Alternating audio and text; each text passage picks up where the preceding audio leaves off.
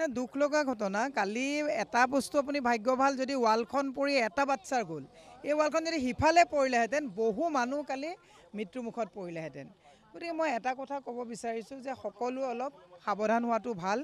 এইগৰাকী মাতৃৰ যিটো বুকু সুদা হ'ল ইয়াৰ ক্ষতিপূৰণটো টকাৰে আপুনি কম্পেনচেট কৰিব নোৱাৰে অতি দুখ লগা কথা মই আজি কেইদিনমানৰ আগত নিৰ্বাচনী মিটিং এইখনিতে কৰি থৈ গৈছোঁ তেওঁলোকেও কৈছে তেওঁ ইয়াৰ ভোটাৰ নহয় মঙলদৈৰ মানুহ কিন্তু তথাপিও তেওঁ মিটিং শুনিবও গৈছে মই যেতিয়া গম পালোঁ বাচ্চাটো মানে ঢুকালে মই খবৰ ল'বলৈ আহিলোঁ আপুনি ভাগ্য এটা বস্তুত ভাল বুলি ক'ব লাগিব এটা বাচ্চা ঢুকালে এইফালে পৰি সিফালে যদি পৰিলেহেঁতেন ৱালখন বহু ফেমিলি কালি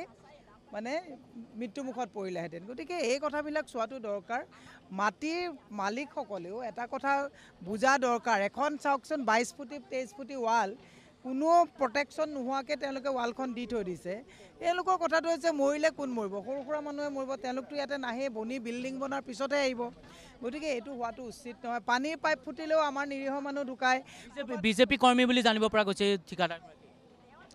বিজেপি হওক কংগ্ৰেছ হওক এজিপি হওক মই ৰাজনীতিকৰণটো এইটো নকৰোঁ কিন্তু দুৰ্ভাগ্যজনক কথা